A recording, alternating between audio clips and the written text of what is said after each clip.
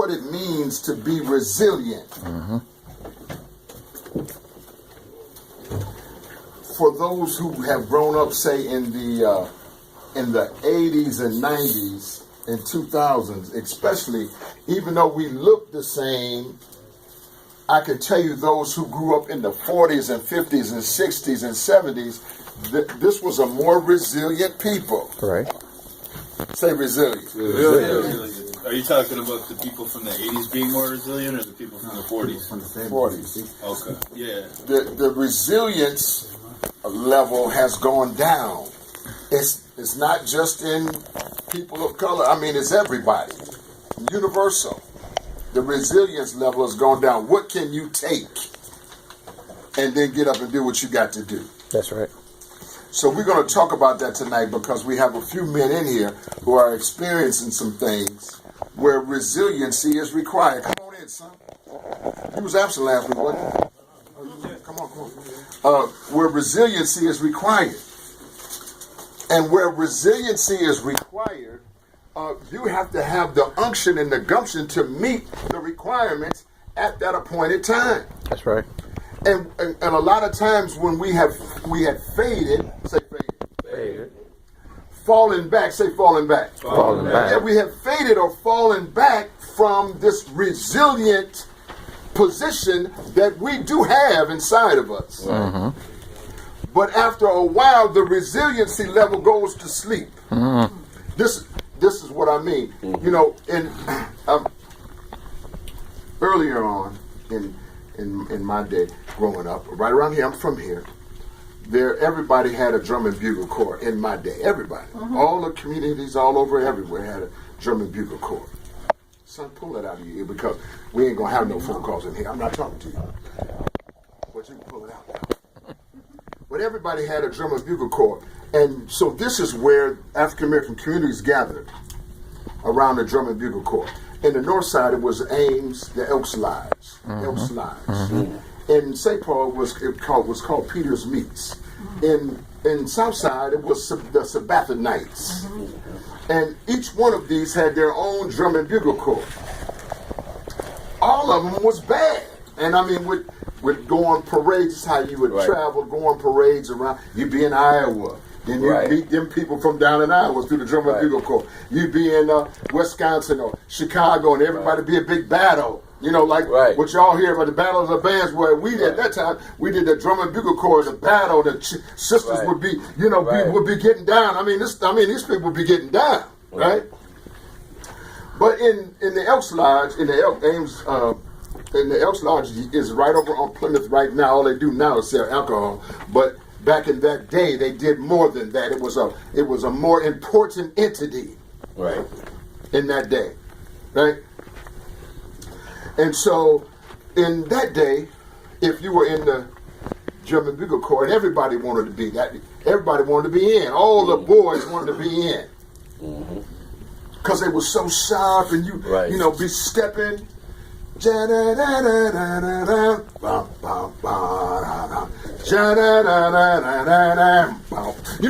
was hitting. Right? So you want to be in that because then all the chicken here they come. Right? But you mess around and miss a practice. See, that was serious. Miss a practice 3 times. Or you could do something else at school. Or you could have done something terrible to somebody's sister that you didn't have no business doing. And at the drum and bugle corps, they would call AK. You know what AK is. And so, but see, because at that time our communities were a little smaller, but the message would travel all the barbershops, everybody, beauty shops, everybody knows Carl, they done called AK on Carl. Wherever you go, brothers should just materialize and start whooping your behind. And if you didn't confess to what you did, this would go on until they called it off. And you could think that there was some running away from it, and you might have got away 1 or 2 days, but pretty soon they're going to get you. And in that time, if you couldn't take a whooping, right? you wasn't really nothing. I mean, everybody got it called on sometime. You had to be able to take a whooping and get your behind up from off the ground, bloody with your head busted and knees all scuffed up and people done kicked up. You had to. I'm just telling you how it was. You had to be able to. You had to be able to take a whooping. So are you cold? You make me nervous when. Matter of fact, I can't stop now. Come on in. I'm sorry. Let me have my magazine right there, please. Somebody, let me have that magazine right there. Yeah. Come on, son. Move. Yeah. Thank you. Yeah. So I have this word written down. This word is called resiliency. You're gonna mess with it a little bit. Say resiliency. Resiliency. Wayne, I want you to be right there. Come and sit down where don't be in the door because you make me think you got someplace else to go. I want you to just sit down right here and hear this message. Sit down and hear this message. All right. Can you define resilience? I'm going to, son. Just give me 5 minutes. Yeah, to bounce back. And so what we're gonna do here, I want you to look at this. I'm just gonna take this off, and I'm gonna put the word up.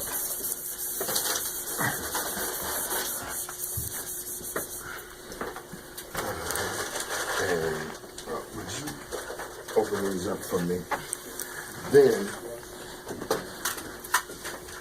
I want you, Jerry, to read very loud this medical definition. Hey, Will. I want you to hear this medical definition of the word resiliency. Inside my office is another. In physics, resilience is the ability of an elastic material, such as rubber or animal tissue, to absorb energy such as from a blow and release that energy as it springs back to its original shape. The recovery that occurs is a phenomenon that can be viewed as analogous to a person's ability to bounce back after a jarring setback. Stop right there. That's right. That's what I want us to get to. Let me have this right here. Hey, Derek, how you doing, son? You all right? Good. Resiliency. Yeah, You can look for the word resilient.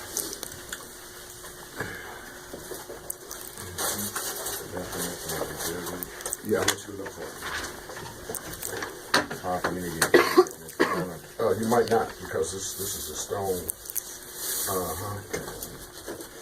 I want you to look at this word, resilient. Say resilient. Resilient.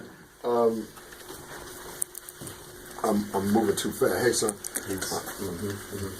Watch this. I want you to catch this now. I want to share something with you. I'm using my own self as an example, but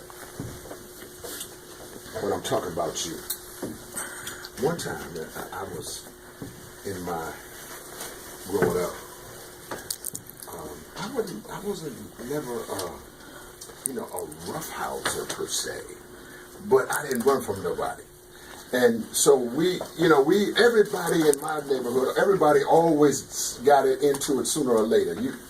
So I had my scrapes like everybody else. I boxed for the Phyllis Sweetley back in the day in Golden Gloves. I was pretty good.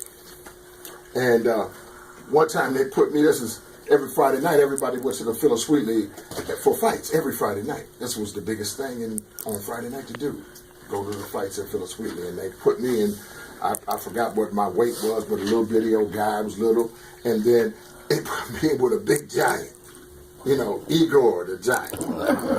And man, I was scared, because he was so huge. Take your coat off, son, because it's making me feel like you're too nervous. You're going to run or something. Watch it. And so I got in there with Igor, and then, he was so way much taller and bigger, and this and that. And he just, shoved me down. I don't know about you, but I don't like to fall. When I watch people that get older, just get old people just fall on their own, it hurts me for them. Because there's something about me, I don't know, you might not have this, but I don't like to fall. I don't care for that. I pay close attention to what I'm doing. I'm still pretty agile. I don't care for it. But this guy just pushed me down, and then he just gonna rain down punches on me. And so when the referee finally did get the big old giant off me, look, I just pulled off my gloves and went to kicking and just whatever. Street fighting. And then I'm coming to you, Lonzo. Just hold on, son. Oh. And so, they disqualified me. I was glad they disqualified me because, They about to whoop you. this boy was too big. Resilient. And resilience. Say resilience. Resilience. Mm-hmm. And one time, much later on, that was the first whooping I really took. That was a whooping, you know what I mean, where I felt whooped. I didn't like it. People were saying, "Oh, say you did all right, Now you was bigger. I don't know why they put you in there, But I felt whooped. You know what I mean? Mm-hmm. And the next time it happened to me, I was grown by this time, and I was meddling with somebody's little chicken wing, right? Mm-hmm.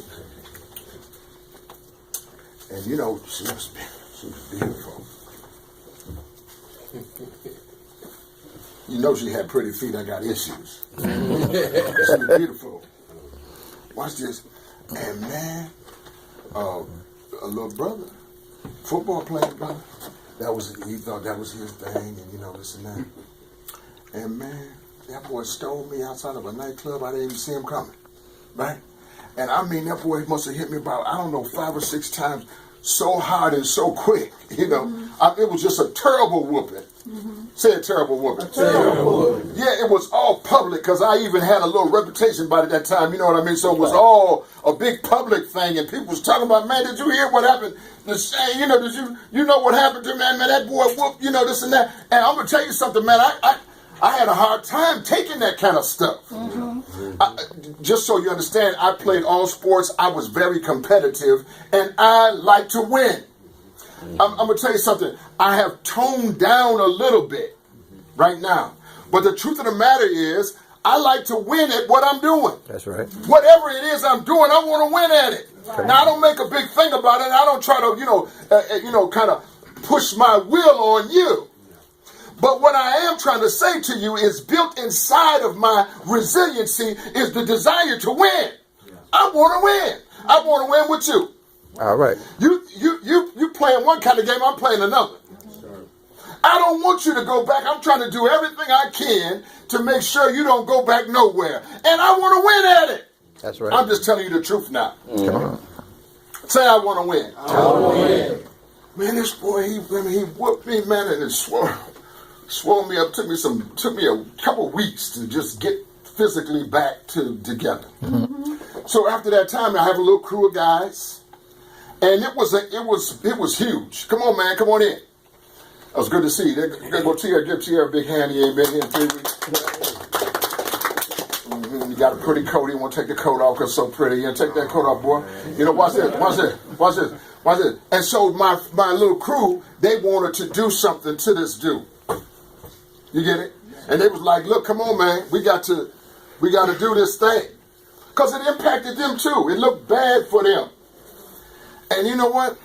And we had all the things required, to respond.